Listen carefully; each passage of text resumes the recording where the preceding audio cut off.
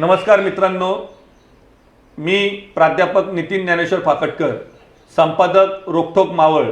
आजच्या आपल्या या कार्यक्रमामध्ये आजचे आपले प्रमुख पाहुणे म्हणजे तळेगाव दाभाडे इंडियन मेडिकल असोसिएशनचे विद्यमान अध्यक्ष डॉक्टर श्री दत्तात्रय गोपाळ घरे सर। त्यांचं सर्वप्रथम मी आपल्या स्टुडिओमध्ये सहर्ष स्वागत करतो। सर, आपलं सहर्ष स्वागत। Thank you sir. सरांबद्दल सांगायचं म्हटलं तर नगर जिल्ह्यामधील नागोबाची वाडी या छोट्याशा खेड्यात सरांचा जन्म झाला। सरांचं कुटुंब म्हणजे एक शेतकरी कुटुंब। आई वडिलांनी त्या शेतामध्ये अगदी काबाड कष्ट केले। त्याचं कारण असं होतं की दोघंही अशिक्षित, परंतु जे शिक्षण आपल्या वाटेला आले नाही ते आपल्या मुलांच्या वाटेला आलं पाहिजे हे डोळ्यासमोर त्यांचं ध्येय होतं। आणि वयाच्या अगदी 6व्या वर्षी आपल्या मुलांचं हे स्वप्न पूर्ण करण्यासाठी त्यांना उच्च शिक्षण मिळावं, त्यांच्यावरती शिक्षणाचे संस्कार व्हावे म्हणून त्यांच्या आजोळी त्यांना ठेवण्यात आलं। त्यांचं आजोळ म्हणजे बीड जिल्ह्यातलं। त्यांचे लहान मामा हे प्रायमरी टीचर, म्हणजे वास्तविक तसं पाहायला गेलं तर शिक्षणाचे संस्कार हे लहानपणापासूनच मामाच्या माध्यमातून त्यांच्यावरती झाले आणि त्यांना सहकार्य लाभलं त्यांच्या ते आजीचं। म्हणजे खऱ्या अर्थाने असं म्हणायला हरकत नाही की त्यांच्या जीवनाचे शिल्पकार त्यांचे मामा आणि त्यांची आजी। सरांनी सुद्धा या गोष्टीला पुरेपूर न्याय द्यायचा प्रयत्न केला। 10वी मध्ये त्यांना 79% पडले आणि त्याच्यानंतर त्यांचा जो शिक्षणाचा प्रवास झाला, 11वी-12वीला सर लातूर येथे 11वी-12वीसाठी शिक्षणासाठी गेले। तिथं सुद्धा त्यांनी शिक्षणाला पुरेपूर न्याय द्यायचा प्रयत्न केला आणि त्यावेळी संपूर्ण महाराष्ट्रामध्ये मेरिट लिस्टमध्ये सर 15वे होते। त्यानंतर सरांचं MBBS शिक्षण मुंबई येथे ग्रँड कॉलेज, आपल्या सर्वांना ज्ञात आहे की मुंबईतलं ग्रँड कॉलेज हे अतिशय प्रतिष्ठित मानलं जाणारं कॉलेज। त्या कॉलेजमध्ये सरांचं MBBS शिक्षण पूर्ण झालं। त्यानंतर MD इन गायनॅक हे KIM येथे पूर्ण झालं। त्यांच्या MD बद्दल सांगायचं म्हटलं तर त्यावेळी सर गोल्ड मेडलिस्ट। आणि इथं त्यांचा शिक्षणाचा प्रवास थांबला नाही मित्रांनो। त्यानंतर जर्मनीमध्ये ते डिप्लोमा इन लॅप्रोस्कोपी करायला गेले। त्यावेळेस लॅप्रोस्कोपी म्हणजे आपल्या भारतातलं एक नवीन तंत्रज्ञान आणि हे शिकण्यासाठी सर जर्मनी इथं गेले। मित्रांनो, खऱ्या अर्थाने आज आपल्याला एका ग्रामीण भागातला युवक, एक उच्च शिक्षित युवक तळेगाव सारख्या ठिकाणी येऊन आज एक प्रसिद्ध गायनेक म्हणून आपल्या सर्वांना परिचित आहे आणि त्यांचं माऊली हॉस्पिटल सुद्धा तेवढंच प्रसिद्ध आहे। तर चला आज या युवकाचा एक प्रेरणादायी प्रवास आपण ह्या माध्यमातून जाणून घेऊया। तर पुन्हा एकदा मी या सरांचं आज आपल्या रोखोकच्या स्टुडिओमध्ये सहर्ष स्वागत करतो। सर, पुन्हा तुमचं सहर्ष स्वागत। धन्यवाद सर। सर, मला वाटतं की आज संपूर्ण पंचक्रोशीमध्ये तुम्ही एक गायनेक म्हणून प्रसिद्ध आहातच, बरोबर की नाही?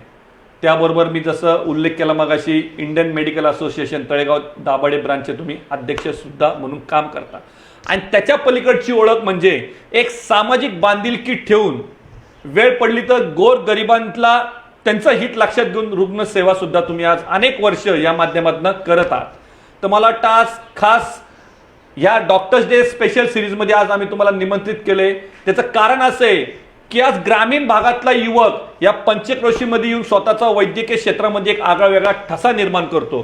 तर आज तुमचा हा प्रेरणादायी प्रवास नक्कीच आम्हाला या माध्यमातून ऐकायला आवडेल। सर, आज तुम्हाला आम्ही माऊली हॉस्पिटलचे डायरेक्टर म्हणून सर्वजण ओळखत जरी असतील तरी ह्या मागं एक खूप मोठा संघर्ष आहे, बरोबर की नाही? तर मला वाटतं सुरुवात या प्रवासाची नक्कीच तुमच्या त्या कौटुंबिक पार्श्वभूमीपासून झाली पाहिजे। तर थोडंसं तुमच्या आज या माध्यमातून आपण कौटुंबिक पार्श्वभूमी जाणून घेऊ। सर्वप्रथम मी रोखोक मावळ चॅनलचे आभार व्यक्त करतो। फाकटकर सर जे नापाशांच्या शाळेचे संस्थापक संचालक आहेत, जे पिंडाने शिक्षक आहेत, त्यांनी मला जनमानसापर्यंत बोलण्याची, माझे विचार पोहोचवण्याची संधी दिली, त्याबद्दल मी त्यांचा आभारी आहे। आता माझ्या कौटुंबिक पार्श्वभूमीबद्दल जर बोलायचं झालं तर माझा जन्म अशिक्षित, अडाणी शेतकरी कुटुंबामध्ये नगर जिल्ह्यामध्ये झाला। जमेची बाजू अशी होती की माझ्या कुटुंबाला वारकरी संप्रदायाची वारसा लाभलेला आहे माझ्या आजोबापासून। सरांनी सांगितलं वयाच्या 6 वर्षापासून मी मामाकडे होतो। ॲक्च्युली करेक्शन असं आहे की वयाच्या 6व्या महिन्यापासूनच मी आजीकडे होतो। आमचं गाव जे आहे खूप ग्रामीण दुर्मिळ भागात आहे, त्याच्यामुळे मुलं सांभाळणं, मुलं जोपासणं इथपासनं वाण जाणवत होती आणि ते शक्य होईल की नाही हे आमच्या आईवडिलांना थोडंसं अवघड वाटत होतं. म्हणून आमचे मामा थोडेसे सधन घरचे होते, शिकलेले होते, तर त्यांच्याकडे मला सोडण्यात आलं. शिक्षणाच्या अगोदर जे संस्कार घडतात 6व्या-7व्या महिन्यापासून म्हणूयात वयाच्या, ते माझ्या आजीनं धार्मिकतेचे असू, जन्मानसात राहण्याचे असू, संघर्ष करण्याचा असू किंवा अडचणीशी मात करण्याचा असो, हे मी माझ्या आजीकडनं शिकलो. त्यानंतर माझे मामा जे प्राथमिक शिक्षक आहेत, दादाहरी गीते गुरुजी, त्यांच्याबरोबर मी राहिलो आणि त्यांच्याकडनं जे काय माझ्याकडे आत्ता सकारात्मक गुणवत्ता आहे असं म्हणूयात, ती सर्वस्वी त्यांच्यामुळे आहे असं मी जाहीर करू इच्छितो. नक्कीच आईवडिलांना जन्म दिलेला आहे, त्यांचंही कर्म त्यांनी केलेलं आहे, त्यांनीही संस्कार केलेले आहेत, पण मुख्यत्वे करून मी जो घडलो माणूस म्हणून, व्यक्ती म्हणून, ते माझ्या मामांमुळे घडलो, एवढं मी सांगू इच्छितो. सर, म्हणजे त्यावेळीची परिस्थिती तशी प्रतिकूलच घरची, बरोबर की नाही? फक्त आईवडिलांचं एक ध्येय की बाबा मुलांनी उच्च शिक्षण घेतलं पाहिजे. तर मला वाटतं की आज ह्या माध्यमातून तुमचा जो शिक्षणाचा खडतर प्रवास होता, त्या प्रवासाबद्दलच थोडंसं आम्हाला जाणून घ्यायचं आहे. शिक्षणाविषयी बोलायचं झालं तर मी माझ्या मामांकडे असल्यामुळे आणि ते प्राथमिक शिक्षक असल्यामुळे शिक्षणाची आवड लहानपणापासूनच होती. ती आवड पुढे 5वी नंतर नवोदयची परीक्षा दिल्यानंतर मी नवोदयला सिलेक्ट झालो. नवोदयविषयी बोलायचं म्हणलं तर स्वर्गीय राजीव गांधी यांनी जवळपास 1984 साली ग्रामीण भागातील हुशार विद्यार्थ्यांसाठी काहीतरी करावं या हिशोबाने प्रत्येक जिल्ह्यामध्ये एक CBSEची शाळा काढली होती. बीड जिल्ह्यातली ही शाळा गडी या ठिकाणी आहे, गेवराई तालुक्यात, आणि तिथे मी 10वीपर्यंतचं शिक्षण घेतलं. गरीब कुटुंबातला विद्यार्थी, पण CBSEचं शिक्षण 10वीपर्यंत मिळणं ही माझ्यासाठी खूप भाग्याची गोष्ट ठरली आणि जेणेकरून माझा पाया तिथल्या शिक्षकांमुळे, तिथल्या संस्कारांमुळे मजबूत झाला. त्यानंतर 10वी नंतर मी 11वी-12वीसाठी लातूर येथे राजर्षी शाहू महाविद्यालय येथे प्रवेश घेतला. तिथे मला परिश्रम या गोष्टीची जाणवली. बुद्धिमत्ता जरी असली तरी अभ्यासाला काही पर्याय नसतो हे जाणवलं. तिथे डॉक्टर अनिरुद्ध जाधव ह्या सरांचं जे मार्गदर्शन आणि आदर्श मिळाला तो कदाचित आयुष्याला कलाटणी देऊन गेला. 12वीमध्ये मी मेरिटमध्ये होतो, विभागामध्ये 15वा होतो. माझं PCB PCM दोन्ही 98 होतं आणि ॲग्रिगेट 93 होतं. कुठलंही ट्युशन न करता फक्त शाहू कॉलेजच्या शिक्षकांच्या मार्गदर्शनातनं हे मिळालं आणि स्वतःचीच पाठ स्वतःच थापटून घेतल्याची एक भावना निर्माण झाली. त्यानंतर मला ग्रँड मेडिकल कॉलेज मुंबई येथे MBBSला ॲडमिशन मिळालं. सर, थोडंसं तुम्हाला डिस्टर्ब करतो की आता 12वीला तुम्हाला ठीक आहे की ग्रुपला 98% होते, पण 12वीत म्हणजे 11वी-12वीतच ठरलेलं होतं का की बाबा मला मेडिकलला जायचं? याविषयी जर बोलायचं झालं, खरं सांगायचं म्हणलं तर मी तसा मूळचा मितभाषी, फार लोकांशी बोलणं हे मला जमायचं नाही. लहानपणी मी फक्त आजीच्या लुगड्याचा पदर धरून लपून राहायचो आणि पण माझे मामा शिक्षक असल्यामुळे माझी ओढ तशी इंजिनिअरिंगकडे होती, पण त्यांनी सांगितलं की सध्या इंजिनिअरिंगचे थोडेसे दिवस तेवढे बरे नाही आहेत आणि दुसरं, इंजिनियर झाला तर स्वतः मोठा होतो माणूस, गाव सोडून नोकरीला जातो, डॉक्टर झाला तर थोडंसं 4 लोकांना बरोबर घेशील तू, अशी त्यांची भावना होती आणि त्यांची भावनाच बरोबर असेल अशी माझी भावना होती. मग त्यांच्या आशेपोटी, त्यांच्या मार्गदर्शनापोटी मी आंतरिक इच्छा नसतानाही वैद्यकीय ॲडमिशन घेण्याचा निर्णय घेतला. मग पुढं तुमचं MBBSचं शिक्षण? माझं MBBSचं शिक्षण ग्रँट वैद्यकीय महाविद्यालय मुंबई येथे झाले. सर जे रुग्णालय येथे झाले, जिथे खूप चांगलं मार्गदर्शन मिळालं. सर्वांगीण विकास एक पर्सनॅलिटीचा म्हणूयात तो झाला. खूप सगळ्या अडीअडचणी तिथे बघण्यात आल्या, खूप सगळ्या वेगवेगळ्या प्रकारचे रुग्ण बघण्यात आले. त्याच्यामुळे अख्ख्या भारतातलं सर्वात चांगलं किंवा सर्वात जुनं वैद्यकीय महाविद्यालय इथे MBBS शिकण्याचं मला भाग्य लाभलं. मग आता MBBS नंतर बाबा MD करायचं हे ऑलरेडी ठरलं होतं? MBBS नंतर पुढे शिकावं ही मुंबईची एक प्रथा होती, अजूनही आहे, आणि त्याला मान ठेवून मग पुढे आपण काहीतरी शिक्षण घ्यावं असं मी ठरवलं. आणि त्यावेळेला आम्हाला MD साठी एक प्रवेश परीक्षा आली होती, जी पहिल्यांदाच आली होती अख्ख्या महाराष्ट्रात.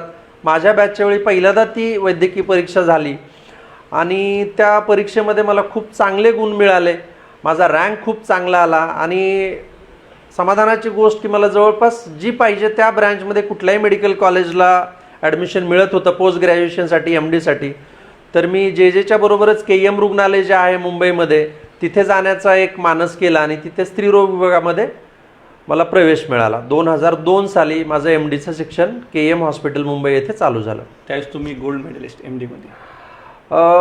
MD बरोबर किंवा MDच्या नंतर मी DNB नावाची परीक्षा दिली, FCPS नावाचं एक डिग्री केलं पोस्ट ग्रॅज्युएट, डिप्लोमा इन गायनेकॉलॉजी ही परीक्षा दिली आणि सरतेशेवटी डिप्लोमा इन फॅमिली प्लॅनिंग नावाची एक जी परीक्षा असते ती दिली. त्याच्यामध्ये मला गोल्ड मेडल मिळालेलं होतं.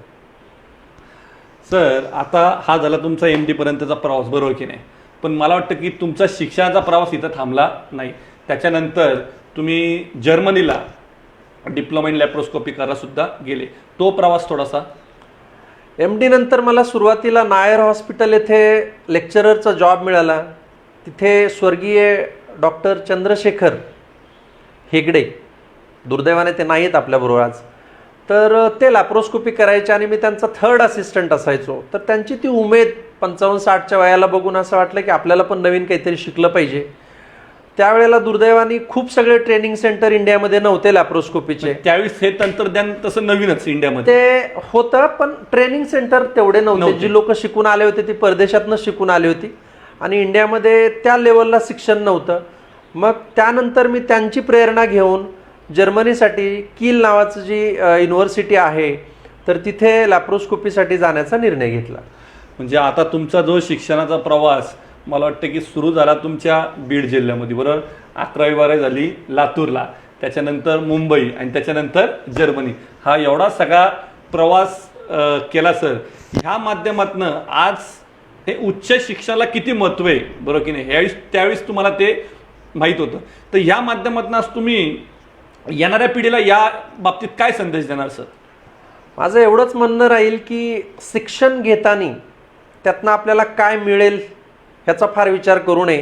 कुठलंही शिक्षण असो ते कधीच वायाला जात नाही, कदाचित ते पिढ्यानपिढ्या कामाला येतं.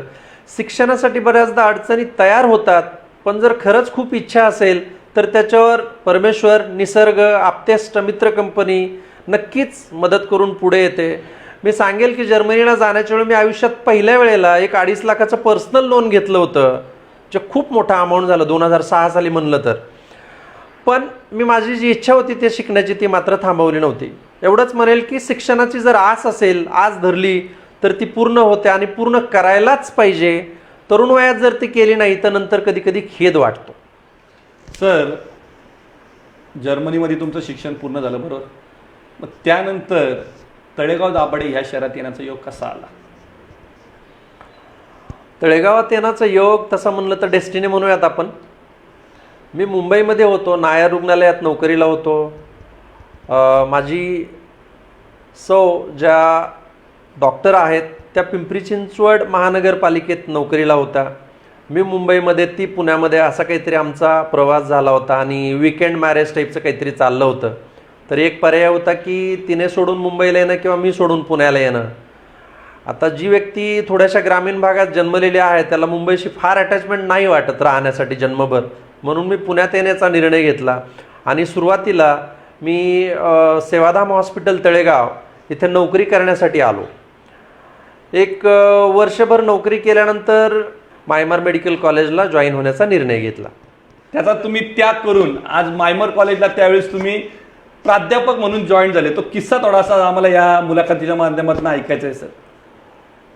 मी आयुष्यामध्ये थोड्या का करून वेगवेगळ्या वैद्यकीय सिस्टममध्ये काम केलेलं आहे. सरकारी नोकरी थोडे दिवस केली, त्याच्यानंतर महापालिकेची नोकरी केली, कॉर्पोरेट हॉस्पिटल म्हणूयात किंवा प्रायव्हेट प्रॅक्टिस म्हणूयात तीही केली. ते सगळं करताना हे जाणवलं की मी जे नायरला लेक्चरर म्हणून होतो ते मला पैसे खूप कमी देत होतं, पण समाधान पैशाच्या खूप पलीकडचं देत होतं आणि माझा जीव रमत नव्हता ॲक्च्युली. आणि परमेश्वराच्या कृपेने तळेगावच्याच नगरीमध्ये जिथे मी स्थायिक झालो होतो म्हणूयात किंवा जिथे मी राहत होतो तिथेच MIT संस्थेचं मायमार मेडिकल कॉलेज उपलब्ध होतं आणि मी तिथे जाण्याचा निर्णय घेतला. तिथे जॉईन पण झालो. फक्त आवडीपोटी. आता याचं असं म्हणेल मी की मी आणखी स्वित्झर्लंडला गेलेलो नाही आहे, पण जर आपण स्वित्झर्लंडला गेलो, जाणारी लोक असे सांगतात की 15 दिवस राहिल्यानंतर 16व्या दिवशी आपल्याला वाटतं की आपल्या घरी चला. तर कारण ते घरचं समाधान वेगळं असतं. हां, तर आरोग्य सिस्टमच्या वेगवेगळ्या प्रकारच्या प्रक्रिया प्रणालीमध्ये काम केल्यानंतर जाणवलं की माझा जो पिंड आहे, माझा जो आत्मा आहे, माझं जे मन आहे, ते कदाचित वैद्यकीय शिक्षणामध्ये, शिकण्यामध्ये आणि शिकवण्यामध्ये जास्त रमते आहे आणि आपण पुढचं आयुष्य तिथेच काढूयात, या हिशोबाने मी मायमार मेडिकल जॉईन केलं. सर, म्हणजे आयुष्यामध्ये तुम्ही असं म्हणायला हरकत नाही की मटेरियलिस्टिक हॅपीनेसपेक्षा तुम्ही मानसिक समाधानाकडं तुमचा कल हा जास्ती आहे, बरोबर की नाही? सर, मला वाटतं की यानंतर सुरू झाला तुमचा तो हॉस्पिटलचा प्रवास, बरोबर की नाही? 2009ला तुम्ही कामशेट हॉस्पिटल याची सुरुवात केली, तर काय त्या प्रवासाबद्दल थोडंसं सांगता? सेवाधाम हॉस्पिटल, पवना हॉस्पिटलची नोकरी सोडल्यानंतर मी ज्या वेळेला मायमारला जॉईन झालो, मग त्याच्याबरोबर जो संध्याकाळचा वेळ माझ्याकडे शिल्लक असायचा, तो तरुण वयामध्ये आळसात घालवणं, फक्त टी व्ही बघण्यात घालवणं असं योग्य नाही वाटलं. म्हणून मी आणि डॉक्टर बिराजदार, जे ऑर्थोपेडिशियन आहेत, आम्ही चांगले मित्र आहोत, त्यांनी आणि मी कामशेतला एक दवाखाना चालू केला. आता कामशेतला जाण्याचे 2 उद्देश होते. एक होता की ग्रामीण भाग आहे, आमची दोघांची पार्श्वभूमी ग्रामीण होती. दुसरा होता की तिथे एक वैद्यकीय सेवेसाठी पोटेन्शियल स्पॉट होता. जसं वाडोकर दादांनी सोमाटणे फाट्याला पवना हॉस्पिटल उभं केलं, तसंच आम्ही काहीतरी त्या धर्तीवर ते स्वप्न घेऊन आम्ही कामशेतला कामशेत रुग्णालय 2009 साली चालू केलं, ज्याच्या उद्घाटनासाठी आम्हाला doctor Parag Sancheti sir, doctor Suchitra Nagre madam, doctor Ashokji Nikam sir आणि डॉक्टर शशिकांत पवार सर यांचं मार्गदर्शन लाभलं. त्यांच्या आशीर्वादाने ते हॉस्पिटल चालू करून आजतागायत चालू आहे. सध्या माझे लहान बंधू डॉक्टर एकनाथ गोपाळगरे हे ते हॉस्पिटल चालवतात. सर, कामशेटला हा तुमचं पहिलं हॉस्पिटल, बरोबर? मग तिकडनं तुम्ही, मला वाटतं की त्यानंतर पिंपरी चिंचवडला ॲपेक्स नावाचं हॉस्पिटल चालू केलं, बरोबर की नाही? काय त्याच्याबद्दल थोडंसं?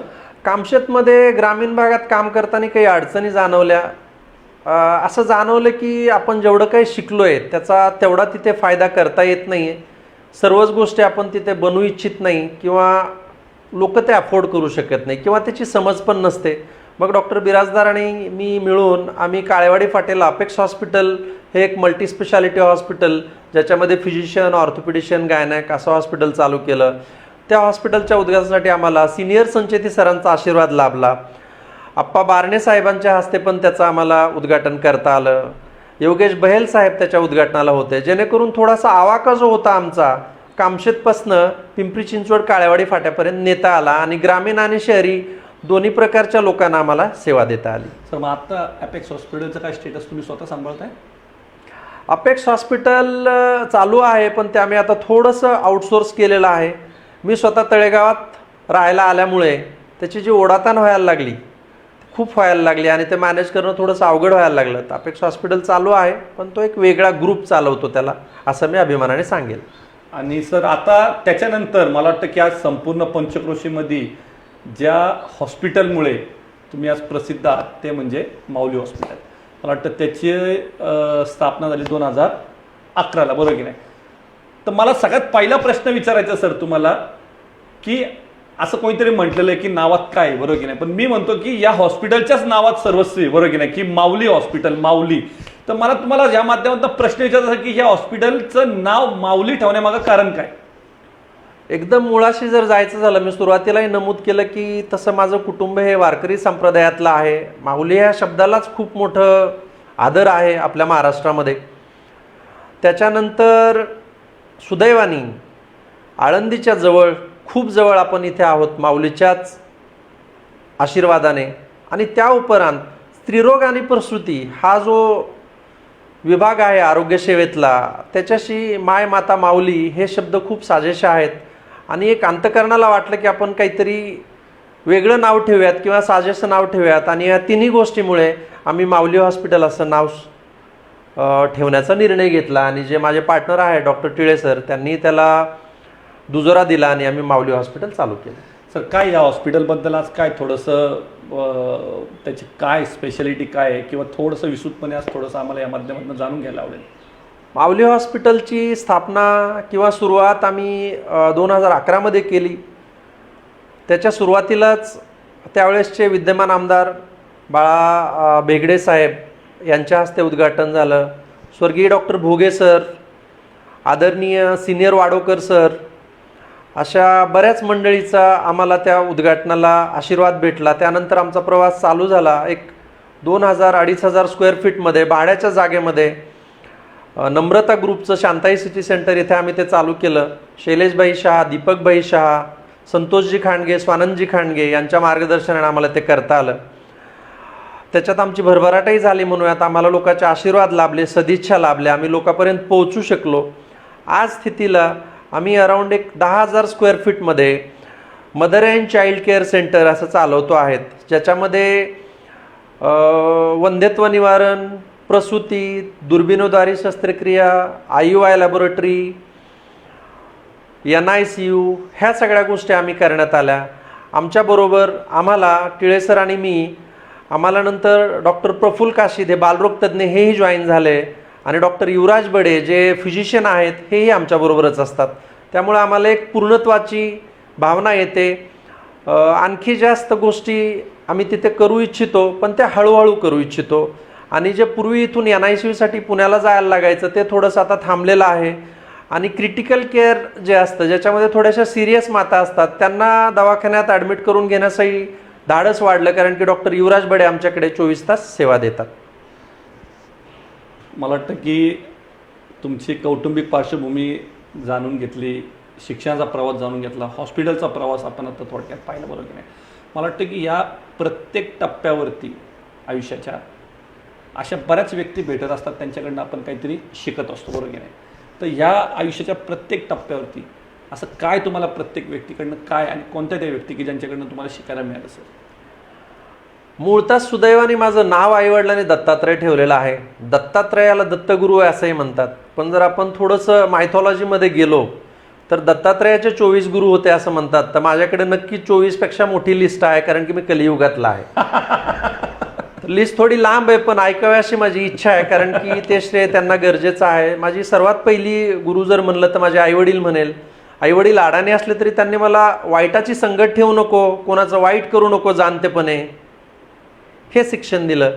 त्यानंतर माझी आजी, अक्काजीला म्हणतो आम्ही, अक्काने मला कुठल्याही गोष्टीवर, कुठल्याही व्यक्तीवर काही अपेक्षा न ठेवता प्रेम करण्याचं शिकवलं. त्यानंतर माझे तिन्ही मामा माम्या यांनी दुसऱ्यासाठी काहीतरी करण्याची शिकवण दिली. समाजकारण किंवा सोशल वर्क म्हणतो आपण, पण ते मला बाळकडूसारखं माझ्या मामा मामींकडनं मिळालं. त्यानंतर माझे जे थोरले मामा शिक्षक आहेत, दादारी गीते गुरुजी, यांनी मला सर्वत्वाने घडवलं असं मी परत परत सांगू इच्छेल. आणि जे सर्व काही माझ्याकडे चांगलं आहे ते त्यांच्यामुळे आहे. त्यानंतर मी नवोदयला गेलो. नवोदयमध्ये CBSEचं शिक्षण त्या काळी मिळणं ग्रामीण भागात खूप मोठी गोष्ट आहे. सर्वच शिक्षकांनी तिथे आम्हाला एकदम टफ बनवलं. नवोदय म्हणजे जनमानसात राहून वेगळं न पडता वेगळं करून दाखवणं, असं त्याची संकल्पना होती. मी म्हणेल की त्याने माझं बालपण 10वीपर्यंतचं शिक्षण किंवा जडणघडण खूप चांगली घडवली. आणि जेणेकरून मला कुठल्याही संकटाला सामोरं जाण्याची संधी मिळाली किंवा धाडस मिळालं.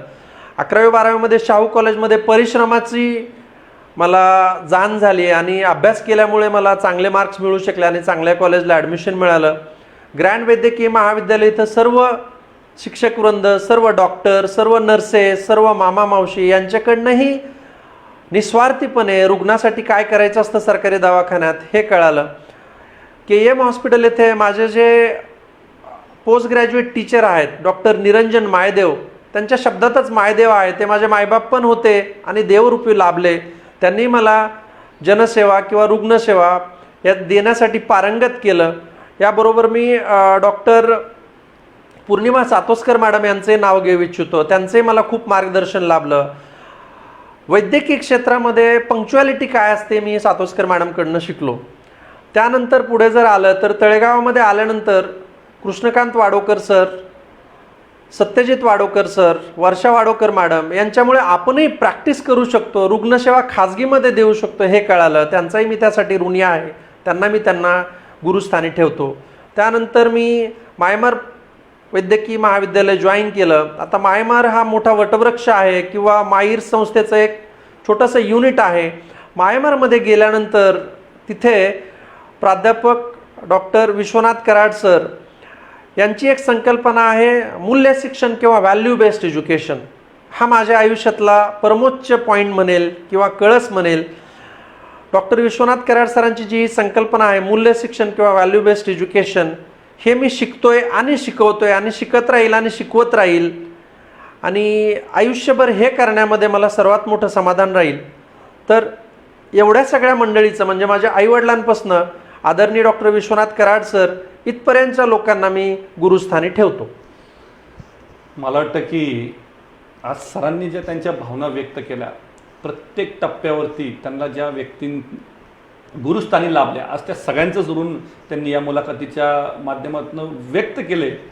खऱ्या अर्थाने मला वाटतं की माणूस कितीही मोठा झाला, किती यशस्वी झाला, तरी सुद्धा आपल्याला आयुष्याच्या प्रत्येक टप्प्यावरती ज्या व्यक्ती गुरुस्थानी लाभल्या त्यांचे ऋण व्यक्त करायचं हे भाग्य आज सरांना इथं लाभलंय. मला वाटतं की हे खरं मी म्हणतो की ह्या खऱ्या व्हॅल्यूज असतात एका यशस्वी व्यक्तीच्या, आणि नक्कीच आपण मला वाटतं या व्यक्तीकडनं ते शिकण्यासारखं या मुलाखतीच्या माध्यमातून. सर मला वाटतं की तशी तुमची घरची परिस्थिती पाहिल्यापासून हलाखीचीच, बरोबर की नाही? मेडिकलचं शिक्षण घेणं सोपं नाही, बरोबर की नाही? ह्या संपूर्ण प्रवासामध्ये अशा बऱ्याच व्यक्ती असतील की ज्यांचं तुम्हाला या सर्व प्रवासामध्ये सहकार्य लाभलं, की जेणेकरून तुम्हाला हा प्रवास करा आपण म्हणून थोडासा सोयीस्कर झाला, तर अशा कोणत्या व्यक्ती होत्या? ग्रांट वैद्यकीय महाविद्यालय मुंबई येथे शिकत असताना आर्थिक अडचणी बऱ्याचशा आल्या, त्याच्यात बऱ्याच लोकांकडनं मदत झाली. म्हणजे अगणित नावं आहेत जे घेणं अशक्य आहे. 2 नावं मी प्रामुख्याने घ्यायचं विसरूच शकत नाही. माझे सहकारी मित्र डॉक्टर वसंत गोळवे, जे सध्या स्वतः प्लास्टिक सर्जन आहेत, ते तसे वयाने माझ्यापेक्षा लहान होते आणि तिथे माझे ज्युनियर होते, पण त्यांनी मला पूर्ण वैद्यकीय शिक्षणामध्ये आपण म्हणूयात घासातला घास घालून मोठं केलं, जगवलं आणि त्यांची आमूलाग्र मदत झाली मला. त्याच वेळेला डॉक्टर रामदास बांगर, जे आता नगरला पिडियाट्रिशियन म्हणून आहेत, तेही मला लहान ज्युनियर असताना त्यांनी मला खूप मदत केली. त्याचबरोबर माझे शाळेतले एक मित्र डॉक्टर जयदत्त भालशंकर, जे आता सध्या पॅरिसमध्ये स्थिर आहेत, त्यांनी माझ्या शिक्षणामध्ये खूप मदत केलेली आहे. म्हणजे एकदम वही, पेन, पाटी, पुस्तक, कपड्यापर्यंत ह्या गोष्टी माझ्यापेक्षा लहान किंवा माझ्याबरोबरीच्या लोकांनी, वर्गमित्रांनी मला त्यावेळेला पुरवलेल्या आहेत आणि त्यांचं आभार किंवा ऋण व्यक्त न करणं म्हणजे मोठी कृतज्ञता राहील असं माझं म्हणणं आहे. सर मला वाटतं की तुमचा जीवन प्रवास जाणून घेत असताना अशा काही अविस्मरणीय आठवणी आहेत की मला वाटतं ह्या माध्यमातून त्याचा उलगडा होणं गरजेचं आहे. आणि मला वाटतं त्यातली एक अतिशय स्पेशल आठवण म्हणजे जे हॉस्पिटलमधली. तर आज ह्या माध्यमातून त्या आठवणींना उजाळा द्यायचं काम झालं पाहिजे. जसं मी सांगितलं 1995 साली मी ग्रांट वैद्यकीय महाविद्यालय मुंबईला जॉईन झालो आणि त्या काळी जी आर्थिक स्थिती होती आमची घरची, ती थोडीशी म्हणजे खूपच हालाकीची तशी होती. बऱ्या अंशी काही अंशी मला मदत मामांकडनं शिक्षणासाठी होत होती, पण ती तशी तुटपुंजी पडत होती, कारण की मुंबई ही आपल्या देशाची आर्थिक राजधानी म्हणली जाते. महागडं शहर आहे तसं बघितलं तर तिथे असताना सगळ्यात महत्त्वाची जी गोष्ट आहे, राहण्यासाठी तर हॉस्टेलची व्यवस्था होती तिथे, जी जवळपास फ्रीच होती असं म्हणूयात. खाण्याची जी व्यवस्था होती ती थोडीशी वेगळी होती. तर तिथे जेच्या कॅम्पसमध्ये त्यावेळेला एक 7-8 कॅन्टीन होते. त्याच्यात तर पोस्ट ग्रॅज्युएट हॉस्टेलला एक 2nd फ्लोअरचं कॅन्टीन म्हणून फेमस आजही आहे, जे शेट्टी चालवायचे. त्या शेट्टीचं एक्झॅक्टली फर्स्ट नेम मला नाही माहिती, पण त्यांना मी कधी विसरू शकत नाही. त्याचं कारण असं की माझं वैद्यकीय शिक्षण संपत आल्यानंतर इंटर्नशिपच्या नंतर, इंटर्नशिपमध्ये आम्हाला तिथे पगार मिळायचा 1700 रुपये, ज्याच्यामध्ये उपजीविका व्हायची. पण इंटर्नशिप संपल्यानंतर पोस्ट ग्रॅज्युएट CET झाल्यानंतर बराचसा काळ असा होता की ॲडमिशनही होत नव्हते आणि उत्पन्नही नव्हतं, नोकरीही नव्हती. तर त्यावेळेला हॉस्टेलमध्ये पॅरासाईट म्हणून राहायचं, पण खायचं काय? तर त्यावेळेला मी शेट्टींकडे जेवायचो 2 वेळेला. मित्रांनो मी सांगेल की 95 साली तिथे 7.5 रुपयाला एक राईस प्लेट मिळायची, जे सर्वसामान्य व्यक्ती 2 राईस प्लेट दिवसाला खाऊन जगून निघायचं. 2000 सालापर्यंत ते 11 रुपयाला झाली होती, पण ते 11 रुपये पण त्या काही फार मोठा अमाऊंट असायचा. तर जवळपास 8-9 महिन्यापर्यंत मी शेट्टींकडे जेवण करायचो आणि पैसे उधारीच्या रजिस्टरमध्ये लिहून ठेवायचो. मित्रांनो मला सांगायला अभिमान वाटतो की त्या 8-9 महिन्यामध्ये शेट्टींनी कधी माझ्याकडं या आशेने बघितलं नाही की हा मुलगा येतो, काही न बोलता खातो, पैसे न देता निघून जातो. त्यांनी त्यांच्या शब्दात रूप व्यक्त केलं नाही, त्यांच्या नजरेतनं कधी जाणवलं नाही. आणि त्यानंतर मी थोडंसं धडपड करून एक 4 महिन्याची ऑर्डर नांदेड जिल्ह्यामध्ये हिमायतनगर येथे मला मिळाली. त्याचा पहिला पगार मला ज्यावेळेला झाला, एक 14,000 रुपयाचा पगार मला मिळाला पहिला, तो पगार घेऊन मी हिमायतनगरवरनं डायरेक्ट मुंबईला आलो आणि त्यांचं जे काही ती उधारी होती कॅन्टीनची फार मोठी नव्हती, तर ती दिली त्यांना आणि त्यांना सांगितलं की मी नांदेडवरनं आलो आहे पैसे द्यायला. ते म्हणले बेटा ये करणे का क्या जरूरत था. आणि खरंच माझ्या डोळ्यात अश्रू आले की आपले सख्खे आईबापसुद्धा जर करता मुलगा घरी राहिला आणि काही न करता खात असेल तर त्याला टोमणे मारतात, पण त्या शेट्टीने कधी असं केलं नाही. मी त्यांचा जन्मभर नाही म्हणेल, जन्मोजन्मी पिढ्यागंती मी त्यांचा आभारी राहील. शेट्टींशी नंतर काही कॉन्टॅक्ट नाही झाला, पण हे ऋण जे आहे आणि उपाशी माणसाला पोटभर जेवण मिळणं, वर्षभर फुकट मिळणं, यापेक्षा मोठं समाजकार्य मला वाटतं आणखी मोठं काही होऊ शकत नाही. ती प्रेरणा घेऊनच मी लायन्स क्लब किंवा कॅप ह्या माध्यमामध्ये घुसलो आणि जिथे कुठे उपाशी आहे त्याला आपल्याकडनं 2 घास मिळावे, त्याचेही चांगले दिवस नक्की येतील आणि तोही पुढे असाच कोणा त्याला उपाशाला 2 घास देईल आणि ही जी चेन आहे ती चालू राहील, ज्याच्यामध्ये कुणाचं नाव कोणी घेऊ नये, कुणाचा फोटोही काढू नये आणि कुठे मीडियामध्ये देऊ नये, अशी भावना मी व्यक्त करतो. मला वाटतं की सर, मला वाटतं हा प्रसंग सांगताना अतिशय भावूक झाल्याने खरंच येते की जुने दिवस आठवले सर, की निस्वार्थी भूमिकेतून जो आपल्यावरती, मला वाटतं की हे उपकारच म्हणायचे सर्व त्यावेळेसचे, बरोबर की नाही, की आपल्या खिशात पैसे नसताना कोणीतरी आपल्याला एक नव्हे तर तब्बल 8-9 महिने बिलाचं विचारत नाहीये, बरोबर की नाही. आणि मला वाटतं की आज तुम्ही सुद्धा त्याला तुमचे संस्कार जपून त्याला पुरेपूर न्याय द्यायचा प्रयत्न केला आणि तुम्ही त्याला ते पैसे परत, ती आपण ज्याला म्हणतो की उधारी परत केली, हे तुमचं सुद्धा सर संस्कार म्हणायला हरकत नाही. सर मला वाटतं की आता तुम्ही तसं बऱ्यापैकी नाव यू आर फायनान्शियल स्टेबल आणि तुम्ही तळेगाव दाभाडे या शहरात अतिशय आता स्थायिक झाले असं म्हणायला हरकत नाही. पण आज सर मी पाहतोय की यंग जनरेशनला एक क्रेज आहे, विशेषतः की एक हायर एज्युकेशन झालं की त्यांचा ओढा जो असतो तो जास्ती आपली मातृभूमी सोडून, आपली माती सोडून त्यांचा आजकाल अट्रॅक्शन त्यांना परदेशात जास्ती आहे. तर आज तुमच्या मनात असं कधी काही विचार आला सर? एकदम रोखठोकपणे सांगा. नक्कीच. मी ज्यावेळेला जर्मनी फ्रान्स बघून आलो आणि परत आल्यानंतर खूप वेळेला मध्ये म्हणजे इकडे काही अडीअडचण आली किंवा काही घटना घटित घडली की असं वाटायचं की आपण परदेशी का नाही जावं. तर ते का नाही जावंचं एक ब्रेक आमच्या सौनी लावलेला आहे, त्यांना मातृभूमीवर खूप प्रेम आहे. दुसरा जो ब्रेक आहे तो स्वर्गीय डॉक्टर पानिग्राही, जे मायमर मेडिकल कॉलेजला स्त्रीरोग विभागाचे प्रमुख होते, ते मला इंग्रजीमध्ये असं म्हणायचे की रोलिंग स्टोन नेवर गॅदर्स एनी मास. म्हणजे आपण जर जागा बदलत राहिलो तर फार काही आपल्याला मोठेपण मिळण्याचा चान्स नसतो.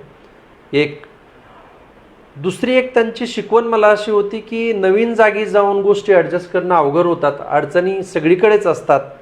त्याच्याविषयी त्यांचा असा सल्ला होता की non enemy is better than unknown friend. तर नवीन माणसाला ओळखणं, त्यांच्याशी ॲडजस्ट करणं आणि तिथे संकट येणारच नाहीत अशी जागा शोधणं हे शक्य नाही. तर आमच्या सौ आणि स्वर्गीय डॉक्टर पानिग्राही याच्यामुळे ह्या प्रश्नाला बऱ्या अंशी मी थांबवू शकलेलो आहो. पूर्ण थांबलाय असं म्हणण्याचं आणखी मी धाडस नाही करणार आहे.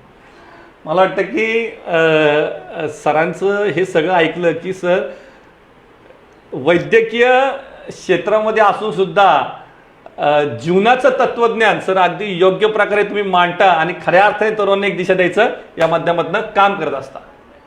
मला वाटतं की सर आत्ता तुम्ही नमूद केलं की लायन्स क्लब वगैरे, तर मला वाटतं की सर इंडियन मेडिकल असोसिएशनमध्ये कडे येण्यापूर्वी आपण थोडंसं तुमचं जे सोशल, आपण समाजाला काहीतरी देणं लागतो या भावनेतनं आज प्रत्येकजण एखाद्या सामाजिक संस्थेच्या माध्यमातून काम करत असतो, बरोबर की नाही.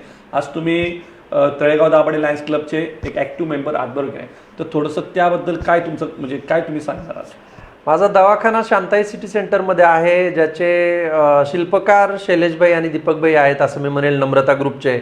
शैलेशभाई स्वतः खूप वर्षापासून लायन आहेत, रादर मी असं ऐकलं की ते लिओ पण होते, म्हणजे फार लहानपणापासून.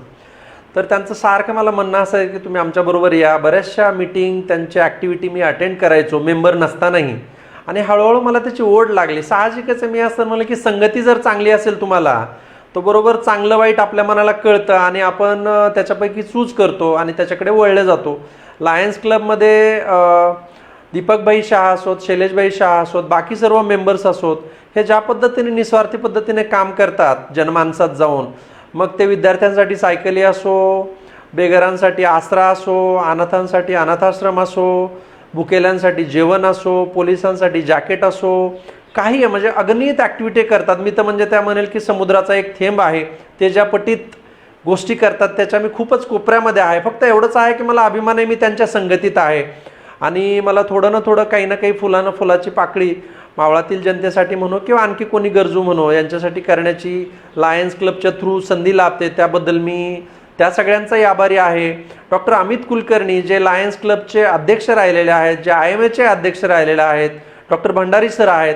डॉक्टर मंडळी तिथे असल्यामुळे मला थोडंसं परक जाणवलं नाही. इन जनरल असं म्हणलं जातं की हे थोडासा वेगळा ग्रुप असतो, बिझनेस ग्रुपच असतो, डॉक्टरांचं तिथे काय घेणं देणं. पण डॉक्टर मंडळी तिथे असल्यामुळे मला तिथे थोडंसं हायसं वाटतं आणि त्यांच्यामध्ये मन रमून जातं.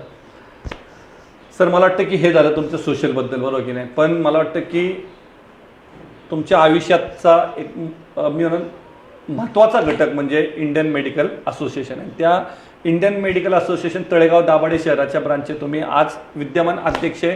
गेली 5-6 वर्ष, बरोबर की नाही, तुम्ही सेक्रेटरी म्हणून काम केलं. तर काय असते संस्थेबद्दल तुम्ही सांगा. मी असं म्हणेल की सर्वसामान्यरित्या आपल्या देशामध्ये सुदैवाने किंवा दुर्दैवाने कुठल्या ना कुठल्या नावाखाली आपण एकत्र येत असतो. म्हणजे विभाग म्हणा, धर्म म्हणा, संस्कार म्हणा, गाव म्हणा, राजकीय क्षेत्र म्हणा, शाळा म्हणा, असं आजकाल तर ग्रुप बनवायची फॅशनच आहे. तर मी सर्वप्रथम स्वतःला माणूस समजतो. ज्याची माझे काही कर्म आहेत, जबाबदाऱ्या आहेत, त्या आपण पार पाडल्या पाहिजे. त्याच्यानंतर जर थोडंसं वेगळं करायचं म्हणलं तर मी एक डॉक्टर आहे. आणि डॉक्टर म्हणल्यानंतर डॉक्टरांच्या ज्या अडीअडचणी असतात त्या जाणून घेणं, त्याच्यावर जर काही करता आलं तर ते करणं, हे IMAच्या माध्यमातून मला करायला जमतं. माझी आवड नव्हती, सवड पण नव्हती. पण स्वर्गीय डॉक्टर दिलीप भोगे सरांनी आमच्या एक IMAच्या मीटिंगमध्ये सरळ एक निर्णय घेतला की दत्ताला सेक्रेटरी करा. आता हा निर्णय थोडासा जड पडणारा होता. क्षणिक मी एकदम भांबावून गेलो. पण त्यांचा जो आदर मी करतो आणि करायचो त्याला मी नाही म्हणू शकलो आणि मी ते पदभार स्वीकारला. डॉक्टर अमित कुलकर्णी अध्यक्ष असताना मी 2 वर्ष सेक्रेटरी राहिलो. त्याच्यानंतर 2016 मी अध्यक्ष आहे. IMAच्या माध्यमातून दवाखान्याला, डॉक्टरांना ज्या अडचणी येतात मावळामध्ये, मग ते सोमाटणे फाटा ते कामशेतपर्यंत म्हणूयात. मित्रांनो, मला सांगायचं की आम्ही फक्त शिक्षण घेतलेलं असतं, भांडवल नसतं, ओळख नसते, मार्गदर्शन नसतो. मॅक्झिमम डॉक्टर इथले डॉक्टर कुटुंबातले नाही आहेत. तर नवीन आल्यानंतर त्याला प्रॅक्टिस कुठे करायची, नोकरी कुठे घ्यायची, काय करायचं, काय नाही करायचं, कोणाचं मार्गदर्शन मिळेल, भाड्याची जागा कशी मिळवायची, चालू केल्यानंतर सुरुवातीच्या अडचणी काय, आणि दुर्दैवाने खूप एस्टॅब्लिश झाल्यानंतर पण अडचणी येतात, त्या कशा सोडवायच्या. तर त्या सोडवण्यासाठी IMAचा मला प्लॅटफॉर्म लाभला. त्याबरोबरच आम्ही दरवर्षी आमची टिमाकॉन नावाची एक ॲन्युअल कॉन्फरन्स घेतो, जी जवळपास नॅशनल लेवलपर्यंत सर्वांना माहिती आहे. या सगळ्यामध्ये भोगे सरांचं मला खूप मार्गदर्शन लाभलं. मी असं म्हणेल, मी तसा मितभाषी इंट्रोवर्ट टाईपचा व्यक्ती होतो, पण भोगे सरांनी एक डिसिजन घेतला की याला सेक्रेटरी बनवा. आणि नंतर मला बोलायची जी सवय लागली म्हणेल किंवा बोलणं अनिवार्य झालं. आणि आता मी जास्त बोलतो असं लोक म्हणतात. जास्त बोललं तर थोडंसं ऐकणाऱ्याला त्रास होतो, पण सत्य बोललं तर त्रास नाही होत. तुम्ही म्हणाल मी जास्त नाही बोलणार, सत्य बोलेल. आणि डॉक्टर मंडळी जी काय आहे, ज्यांच्यासाठी जी काही अडचण येईल तर 24 तास त्याच्यामध्ये मी स्वतःला वाहून घ्यावं अशी माझी इच्छा आहे. मला ज्या अडचणी आल्या आणि लोकांनी मला मदत केली, तशा अडचणी पुढच्यांना येऊच नाहीत प्रायमरीली. आणि जर आल्या तर मी आणि माझी IMAची पूर्ण टीम, मग डॉक्टर सुदाम खेडकर असोत, डॉक्टर निलेश नारखडे असोत, आमचे immediate past president doctor Amit Kulkarni असोत, आम्ही सदैव तत्पर असतो. एक किस्सा सांगतो, नाव नाही घेत. इथे जवळच्या एका मोठ्या रुग्णालयामध्ये एकदा घटना घडली आणि तिथे 4-2 लोक जमा झाले, डॉक्टरांना दमदाटी करू लागले. भोगे सरांना त्याचा फोन आला. सर म्हणाले दत्ता आपल्याला तिकडे जायचं आहे. मी म्हणलं सर मला फोन नाही आला. ते म्हणाले मला आला आहे. म्हणलं सर आपल्याला आमंत्रण नसताना आपण जायचं का तिथे. ते म्हणाले हे बघ, आपण जर खरंच कोणाची मदत करणार असोत आणि त्यात डॉक्टरांची, तर तिथे आमंत्रणाची वाट नाही बघायचं. त्यांच्या मार्गदर्शनाखाली आम्ही तिथे पोहोचलो. तिथे गेलं तर फक्त एक डॉक्टर होते. त्या दवाखान्याच्या बाकीचे पार्टनर पण तिथे वेळेत पोहोचू नाही शकले. आम्ही 3-4 जण तिथे गेल्यानंतर खरंच त्या डॉक्टरांना आधार मिळाला. ती घटना माझ्या हृदयामध्ये एवढी कोरून राहिली की त्यानंतर मी असं ठरवलं की कुठल्याही दवाखान्यात काही अडचण झालेलं आपल्याला जर कानी पडलं तर काही विचार न करता आपण तिथे न सांगता बिना आमंत्रणाचं जायचं. डॉक्टरांच्या किंवा दवाखान्याच्या स्टाफच्या पाठीशी उभं राहायचं. ती वेळ असते थोडीशी कठीण असते, तुटलेला असतो पूर्णपणे माणूस, कदाचित कुटुंबापासून दूर असतो, ऑलरेडी मानसिक तणाव असतो आणि आपण तिथे गेल्याने त्यांना एक धीर येतो, ती वेळ निभावून नेतो. या माध्यमात आणखी एक गोष्ट मी जनतेला सांगू इच्छेल की डॉक्टर हा परमेश्वर नसतो. डॉक्टर हा एक सर्वसामान्य माणूस, ज्याला थोडंसं वेगळं शिक्षण दिलेलं असतं. तो त्याचा व्यवसाय तर नाही म्हणत, सेवा करत असतो, जे शक्य आहे तो पूर्णपणे करत असतो. कोणीही एकदम परफेक्ट असू शकत नाही. मी स्त्रीरोग तज्ज्ञ आहे, माझ्याही काही लिमिटेशन्स आहेत. प्रत्येक दवाखान्यात छोट्या मोठ्या काही ना काही लिमिटेशन्स असतात, पण तिथले डॉक्टर कर्मचारी जीव ओतून स्वतःचा किंवा जीव धोक्यात घालून, आता कोरोनाच्या पार्श्वभूमीवर बघितलं तर जीव धोक्यात घालून लोकांची मदत करतात. त्याचा मान ठेवावा, त्याची जाण ठेवावी. आणि अघटित असं काही घडलं जे आमच्या कुवतीच्या पलीकडे आहे किंवा ईश्वराचीच इच्छा आहे किंवा नीतिमत्ता तशी आहे म्हणूयात आपण म्हणा, किंवा जे घडणार आहे ते घडणारच आहे असं जर असेल तर ते आपण थांबवू नाही शकत. तर तशा वेळेला दवाखान्याला सहकार्य करावं किंवा दवाखान्यातील कर्मचाऱ्यांना खूप जास्त शारीरिक, मानसिक, आर्थिक ताण पडेल अशा कृती समाजाने करू नये, एवढी एक विनंती मी IMAच्या प्लॅटफॉर्मवर करू इच्छेल. आणखी एक आश्वासन की मावळमध्ये सर्व डॉक्टर्स आपलं काम व्यवस्थित करत असतात, 24 तास करत असतात. आम्ही ते नक्कीच करत राहू ही ग्वाही देतो. कुठल्याही रुग्णाला कसल्याही प्रकारच्या अडचण येऊ नये हा आमचा प्रयत्न राहील. पण जर काही घडलं तर मावळातल्या जनतेने त्यांना सहकार्य करावं, सांभाळून घ्यावं आणि त्यांना त्रास होऊ नये अशा गोष्टी वागण्यामध्ये असाव्यात, एवढं माझी एक इच्छा असेल.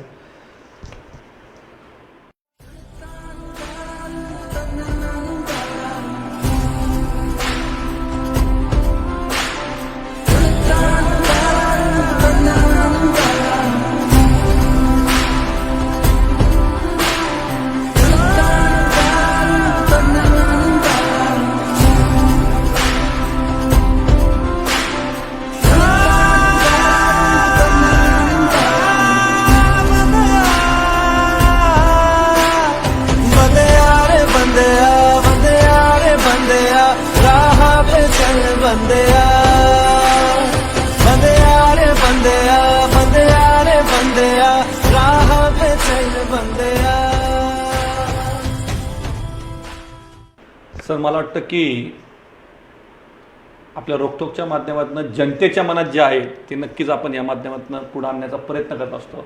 आज योगायोगाने इंडियन मेडिकल असोसिएशनचे अध्यक्ष, म्हणजे तुम्ही तसं पाहायला गेलं तर यू आर रिप्रेझेंटेटिंग डॉक्टर्स, बरोबर की नाही, number of doctors in Maval तालुका.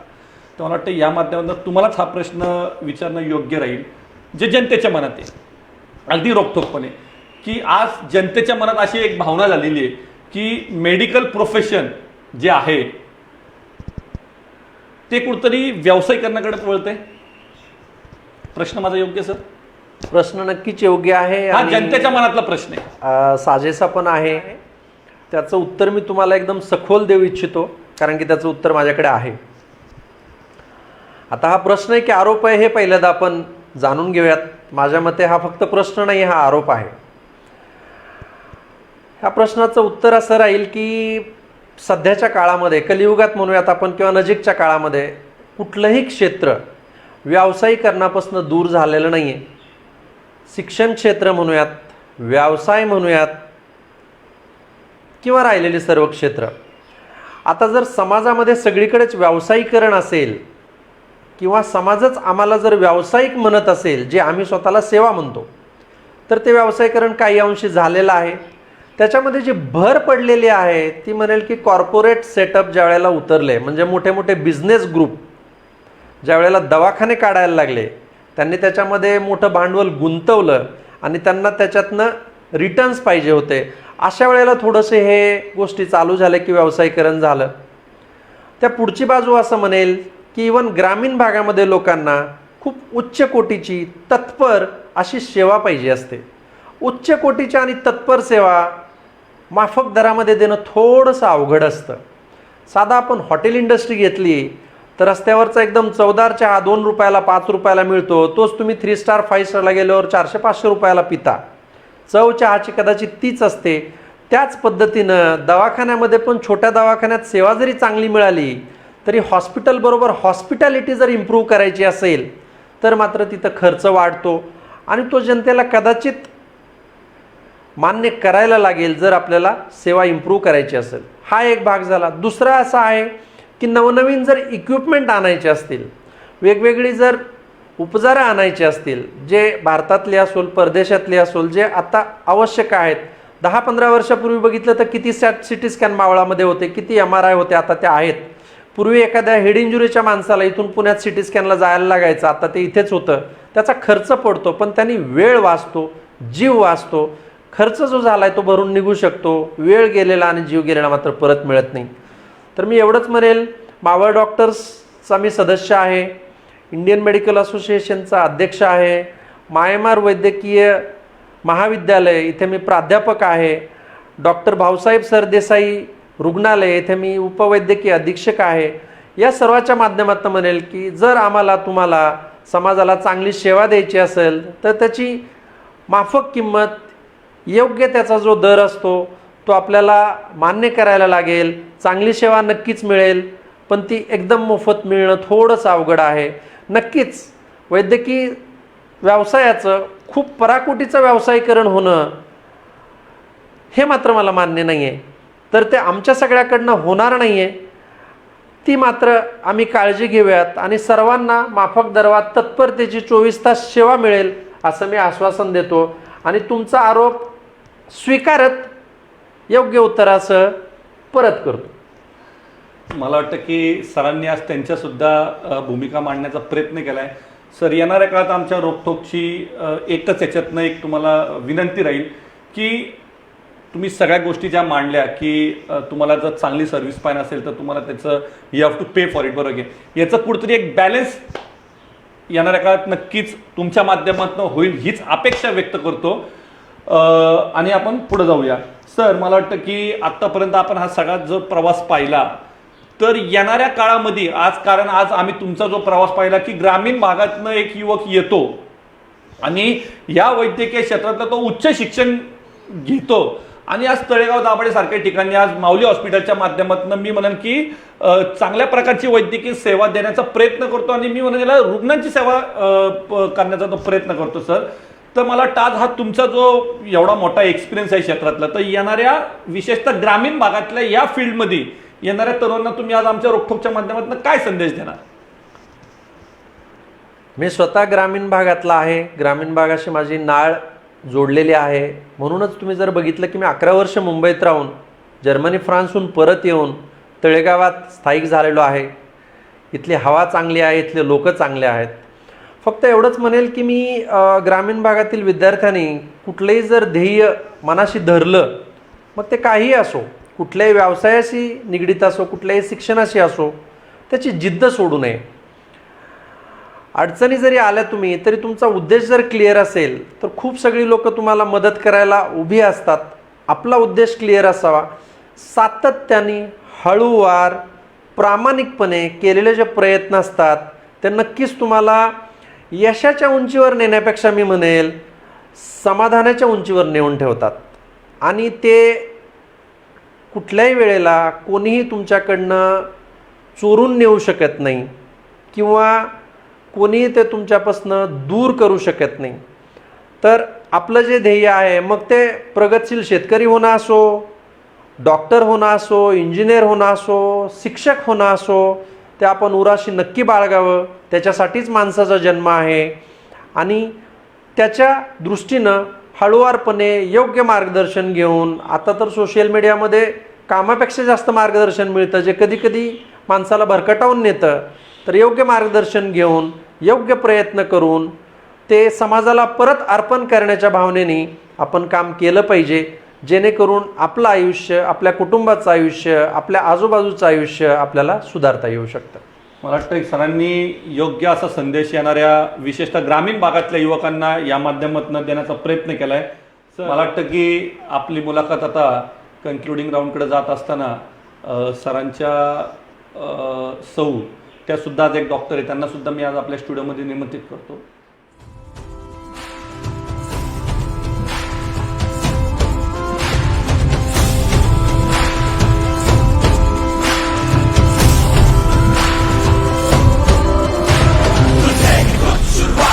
तेरे हाथ में बदलाव है ना फर्ज से हो बेखबर तूने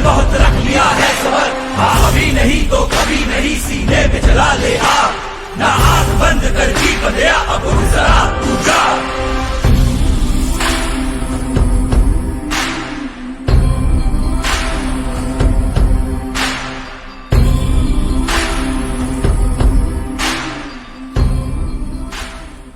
आज आपल्या स्टुडिओमध्ये सौ वैशाली दत्तात्रय गोपाळ घरे मॅडम या सुद्धा उपस्थित आहे. मॅडम, मी आपलं सहर्ष स्वागत करतो.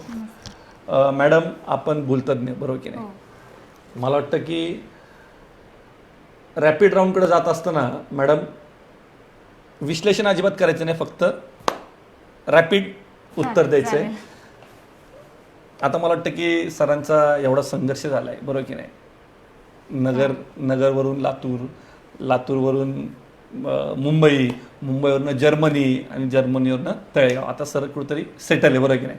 तर सरांनी आता थोडासा फॅमिलीला पण जास्ती वेळ देणं गरजेचं आहे बरोबर की नाही? तर सरांबरोबर 2 आवडते डेस्टिनेशन्स की सरांना घेऊन जायचं आहे, मग it might be Indian destination और फॉरेन.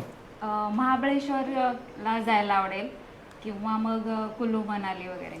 महाबळेश्वर कुलू म्हणाले. आणि सर मला वाटतं तुम्ही सुद्धा मॅडमला आश्वासन देणं गरजेचं आहे आज रोकटोकच्या माध्यमातून. नक्की.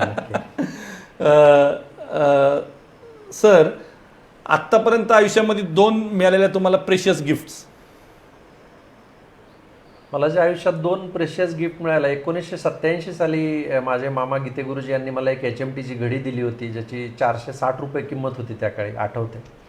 आणि 2020मध्ये स्वर्गीय डॉक्टर दिलीप भोगे सरांनी मला एक घडी दिली होती. ह्या 2 घड्या माझ्यासाठी खूप प्रेशियस आहेत.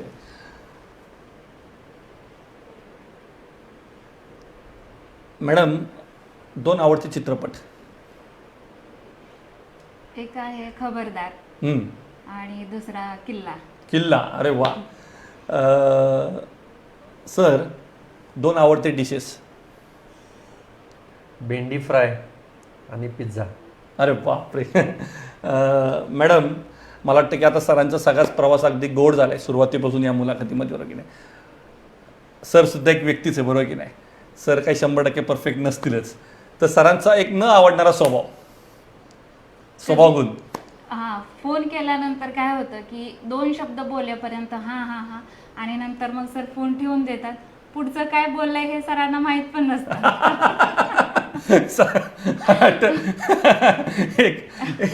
एक अर्धांगिनी सरांबद्दल एवढं रोखटोकपणे मांडू शकते बरोबर की नाही? सर ते आमच्या घरच्यांच्या बद्दलच असेल, दुसरा फोन घेत असतील ते व्यवस्थित. सर, 2 डॉक्टर्स की ज्यांचा आयुष्यभर तुमच्यावरती प्रभाव राहिलेला आहे. एक डॉक्टर BC रॉय, स्वर्गीय BC रॉय, आणि दुसरे डॉक्टर स्वर्गीय दिलीप भोगे.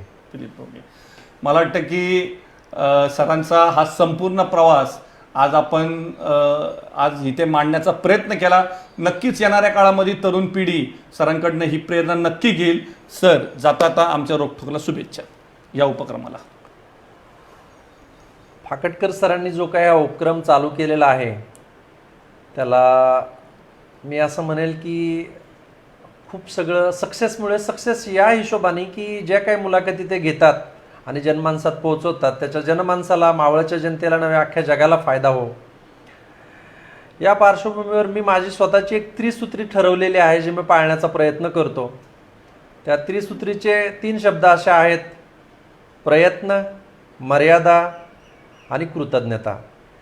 माझं असं मानणं आहे की प्रयत्नाचा पाया खोदून, मर्यादेच्या भिंती बांधून, त्यावर जर कृतज्ञतेचं छत टाकलं तर जीवनरूपी घराला आपोआपच समाधानाची तोरणं लागतात. तर अशा पद्धतीने तुमच्याही प्रयत्नाला यश यावं अशी शुभेच्छा मी देतो. नक्कीच सर. आणि आज आपण या सगळ्यांचा इथं तुर्तास निरोप घेऊ. सर, मॅडम, धन्यवाद. धन्यवाद. तो बंदया रुकना तो बंदया राह पे चल बंदया.